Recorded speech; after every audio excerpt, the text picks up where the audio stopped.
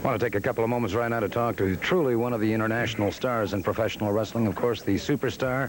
You just had a most interesting tour and a very successful one. Well, I had an opportunity to go to Pakistan and India and Japan. We did a benefit show for the refugees, the Afghan refugees, and I have to admit, Gordon, I've seen some poverty and I've seen some people in bad shape, but those individuals over there thrown out of Afghanistan by the Soviets, it was really disheartening to see it, and I just hope that maybe I was able to benefit them a little bit.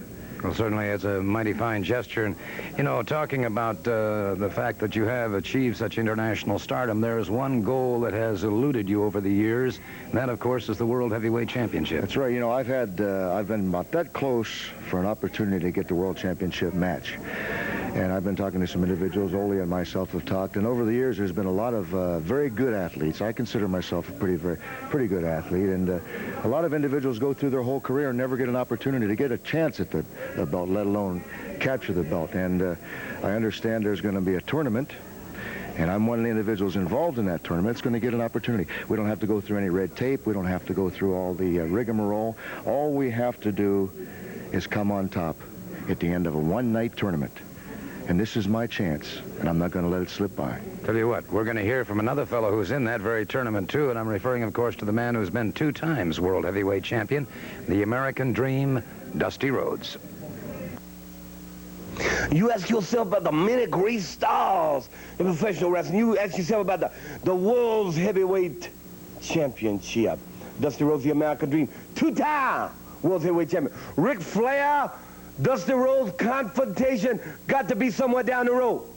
Usually you wait for a period of time, and as it passes by to move up the ladder. But when you're 2-time World Heavyweight Champion, once in a while you get an opportunity on one night with 3 different people to understand who is the best at what they do and settle this thing all in one night.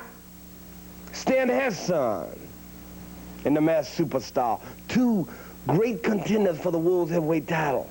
And Dusty Rhodes, the American Dream, the Tower Power, taking care of business tour 1984. Unity tour, Unity tour, Unity tour, say it again, Unity tour. So in a round-robin tournament, then we sell it all right there and see who meets Ric Flair, the World Heavyweight Champion. Whether it be Cowboy, the Lariat, Bad Man, Stan Hansen, or whether it be the Masked Superstar, or whether it be 2 times World Heavyweight Champion Dusty Rhodes, the American Dream. Because I'm going to tell you one time what's going to happen and how it's going to be. I'm going to take them both out around the neck and the head in a one-night round-robin tournament. Dusty Rhodes, the American Dream, Stan Hansen, the Masked Superstar. You know, he's a very confident individual. He's been the champion 2 times. But, you know, I'm not going to stand up here and say that I'm going to go into this match and change my tactics, Dusty. I'm going to come into this match with a lot of intelligence, with a lot of desire, but mostly I'm going to come into this match and I'm going to hurt somebody. If it happens to be Dusty Rhodes or happens to be Stan Hansen, because, you know, that belt means a lot of money. Dusty knows what it means. Ric Flair knows what it means. And Stan Hansen and I are both coming. We've got a lot of determination. Now, you know myself, and you know what I've done in the past. If I've got to bend a rule or 2, I'll do it. If I've got to break a rule or 2, I'll do it. Dusty Rhodes and Stan Hansen, this is going to be a very, very interesting, and I mean interesting evening, Gordon. It is indeed, and right now I thought it might be very interesting to hear some comments from the World Heavyweight Champion himself, Ric Flair, because he knows what kind of pressure he's going to be facing in the very near future. You know, it's no secret to anybody throughout the wrestling world that Ric Flair is being called the greatest World Heavyweight Champion of all time. It's a great honor. But let's get real serious for a minute, and I want all of you to listen up real close. Because there's one honor that rises above all else, and that's being called the World Heavyweight Champion as recognized by the National Wrestling Alliance. Woo, the big daddy of professional wrestling. The oldest, the most prestigious governing body that this great sport has ever known. Some 80 years now, the NWA has been the big daddy. And for the last 3 years, Ric Flair has been called the biggest daddy of them all. Well, I'm not going to call you Big Daddy, Flair, but you've had that belt a little too long. And maybe at the end of this tournament, maybe myself. I got something to say. You might have to wait for a tournament in a three-man round robin. And Ronnie Garvin, up with this stuff. Ronnie Garvin, you don't have to wait Appreciate it, baby. for nothing. You want me, you think I'm running, ducking, and dodging, you can have me right here today in this ring. I'll accept your challenge. I'll take you right now, Garvin. I don't care. Now, just a minute, Mr. DiBiase. You mean to tell me you're not aware of the fact that Mr. Garvin left? Gone? Yes, yes. What do you mean left? Left the world? What? No. He's not in the left building? the studio. He offered the challenge. I said I wasn't going to do it. Now I'm here to say I will. Yeah, it's interesting, though, that conveniently he's already gone, and now all of a sudden you're out here saying, let's go. Oh, so you're insinuating that he left and now I'm out here bragging. Hey, I didn't know the guy was gone. See, that's what I mean, Gordon. Who's the coward? Who's running?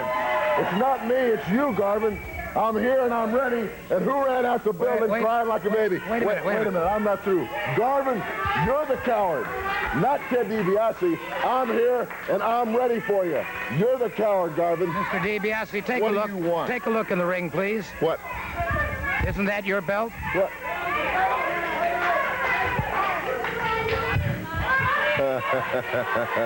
Well, I see now why Ronnie Garvin has left. He was intimidated.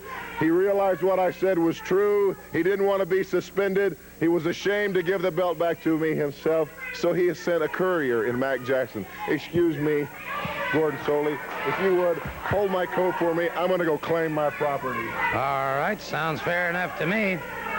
And so Ted DiBiase going in there to pick up his belt from... all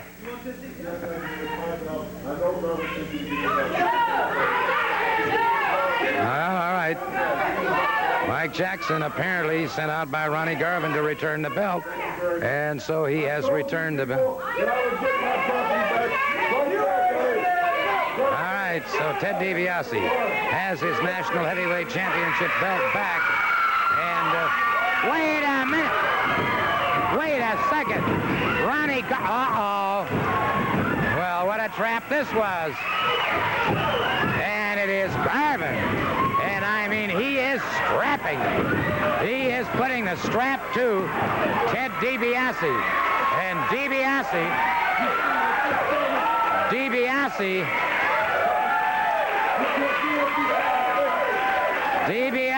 suddenly learned his lesson in a hurry.